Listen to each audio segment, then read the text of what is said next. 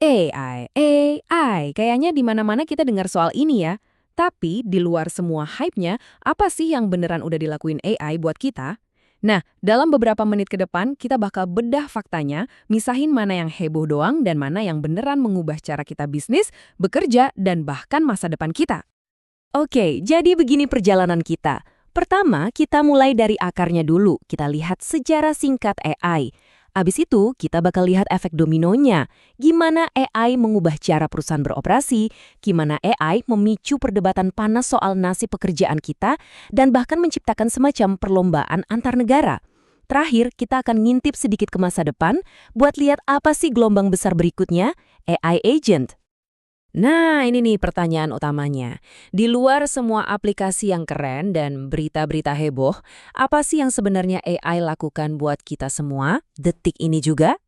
Dan seperti yang bakal kita lihat, jawabannya, ternyata lebih dalam dan jujur aja, lebih mengejutkan dari yang mungkin kita kira. Oke, untuk bisa jawab pertanyaan tadi kita perlu mundur sedikit ke belakang. Soalnya, walaupun AI ini kesannya teknologi masa depan banget, idenya sendiri tuh udah ada dari lama sekali. Coba deh lihat lini masa ini, perjalanannya panjang banget kan? Ratusan tahun lalu ada Sir Francis Bacon yang ngasih fondasi logikanya. Terus ada Charles Babbage dengan ide mesin komputasi. Sampai di tahun 1950-an, Alan Turing mulai bertanya, bisa nggak sih mesin itu berpikir? Jadi, pas ChatGPT booming di 2022, itu sebetulnya bukan bab pertama. Itu tuh lebih kayak babak baru yang seru, yang dibangun di atas fondasi inovasi selama berabad-abad. Oke, cukup nostalgia sejarahnya. Sekarang, kita lompat ke masa kini.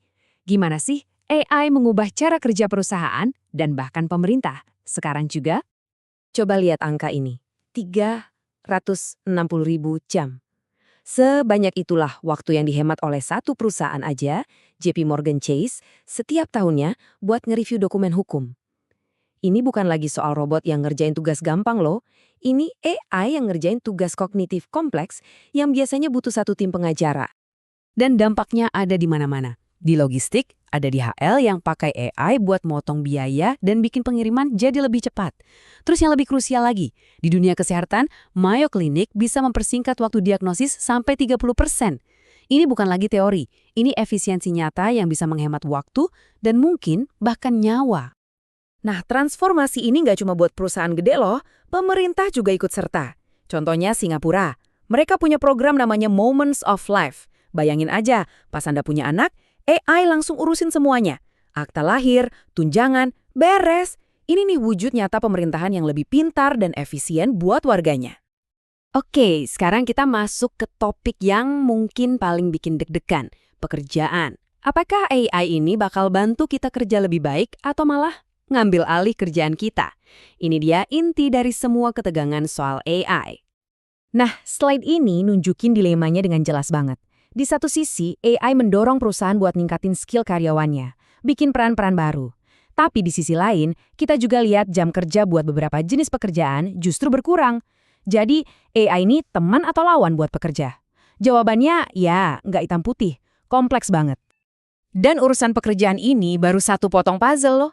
Ada tantangan besar lainnya. Gimana caranya kita mastiin AI nggak jadi bias? Terus, gimana kita bisa percaya sama keputusan dari kotak hitam yang bahkan penciptanya aja kadang bingung ngejelasinnya?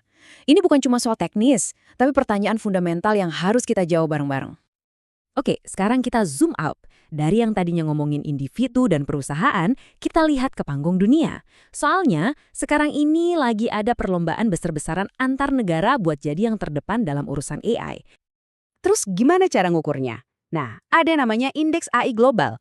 Anggap aja ini rapornya negara-negara soal AI. Indeks ini nggak cuma nilai siapa yang teknologinya paling canggih, tapi juga siapa yang punya talenta, investasi, dan strategi matang buat jadi pemimpin. Dan coba lihat datanya. Ini, wow, kesenjangannya kelihatan jelas banget. Negara-negara di 23 besar itu PDB per kapitanya rata-rata di atas 50.000 dolar. Bandingin sama 23 negara terbawah yang cuma sekitar 9 ribuan dolar. Ini bukan kebetulan ya. Ini nunjukin kalau jago di bidang AI itu ada hubungannya langsung sama seberapa makmur sebuah negara. Taruhannya gede banget. Oke, kita udah lihat ke belakang, udah lihat yang terjadi sekarang. Buat bagian terakhir, yuk kita coba ngintip masa depan. Kalau ChatGPT itu gelombang pertama yang heboh banget, gelombang raksasa berikutnya apa dong? Jawabannya, dua kata, AI agentic. Jadi, apa sih AI agentic itu? Gini deh, bayangin ya, kalau AI yang sekarang itu kayak seorang analis super jenius, nah AI agentic itu CEO-nya. Kita nggak cuma nanya, tapi kita kasih dia tujuan. Dan dia bakal bikin rencana, ambil keputusan, dan bertindak buat mencapai tujuan itu, seringkali tanpa perlu kita suruh-suruh lagi. Terus potensinya segede apa? Gede banget. Menurut para ahli di PricewaterhouseCoopers, teknologi ini bisa motong waktu peluncuran produk sampai setengahnya dan nurunin biaya 30% di industri kayak otomotif. Perubahan sebesar ini bisa merevolusi satu sektor ekonomi. Nah, ini bedanya yang paling mendasar. Sama chatbot kita nanya, sama AI agentic kita kasih tujuan. Kita bilang, tolong tingkatkan kepuasan pelanggan, dan dia bakal analisis data, cari pola, bahkan ngerancang strategi buat mencapainya.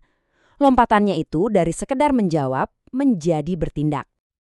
Dan ini membawa kita ke pertanyaan terakhir yang paling fundamental. Ketika AI bukan lagi cuma alat, tapi rekan kerja kita yang otonom, apa dong artinya kerja buat kita? Diskusi ini bukan lagi soal manusia lawan mesin, tapi soal bagaimana kita, Anda dan saya, akan mendefinisikan ulang peran kita di dunia di mana kecerdasan buatan bisa berpikir dan bertindak. Itulah pertanyaan yang akan kita hadapi bersama.